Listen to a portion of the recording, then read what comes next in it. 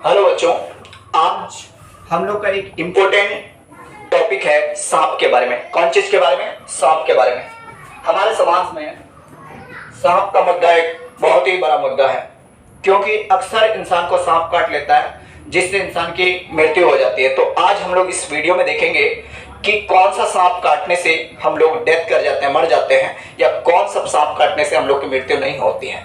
सबसे पहले हम लोग हिंदुस्तान में रहते हैं, इसीलिए हिंदुस्तान के बारे में जानते हैं कि हिंदुस्तान में लगभग 450 किस्म का सांप मिलता है। कितने प्रकार के? 450 किस्म के सांप पाए जाते हैं।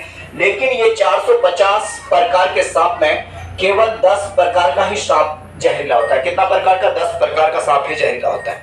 जो सांप जहरीला होता है ना, वही उसी के काटने से हम लोग मरते हैं। बाकी सांप 440 प्रकार के जो सांप होते हैं उसके काटने से हम लोग को कुछ भी नहीं होता है। और अक्सर किसी आदमी को सांप जब काट लेता है तो वो सोचता है कि बस अब तो हम जाने वाले हैं दुनिया को छोड़ करके। वो दौड़ता हुआ कहाँ जाता है? दौड़ता हुआ कोई झाड़ फूक करने वाले के पास जाता है, लेकिन झाड़ फूक करने से सांप की जहर कभी खत्म नहीं होती है। ये 10 प्रकार का सांप जिस इंसान को काट लिया, वो इंसान को कोई भी नहीं बचा सकता है। भगवान विष्णु भी उठ करके आ जाए तो उसको बचा नहीं सकता है।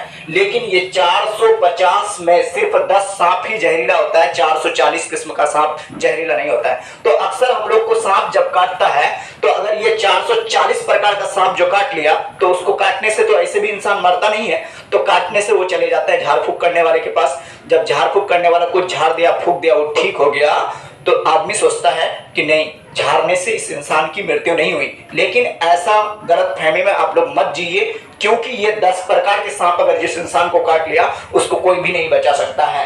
तो सबसे पहले हम लोग को करना क्या है? अगर किसी आदमी को सांप काट ले तो नजदीकी प्राथमिक स्वास्थ्य केंद्र जो है वहां पे जाना चाहिए।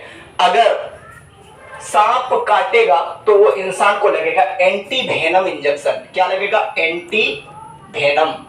एंटी वेनम नाम का एक इंजेक्शन आता है। वो इंजेक्शन देने से सांप का जहर को न्यूट्रल बना दिया जाता है, मतलब न्यूट्रल हो जाता है और उससे इंसान बच जाता है। लेकिन आप लोग सबसे बड़ी बात, एक चीज को अपनाएंगे, जब भी सांप जब भी काटे, सबसे पहले हम लोग को घबराना नहीं है। क्या नहीं करना है? घबराना नहीं है। क्योंकि घबराने से क्या होता है कि हमारा हार्ट बीट तेज चलता है, दिल की धड़कन तेज चलती है। जब दिल की धड़कन तेज चलती है, ब्लड सर्कुलेशन ज्यादा होता है और इससे क्या होता है कि सांप का जहर एक जगह से दूसरा जगह आसानी से पहुंच जाता है। और वही जहर जब हमारे माइंड में चला जाता है तो उसको कोई भी बचा नहीं सकता।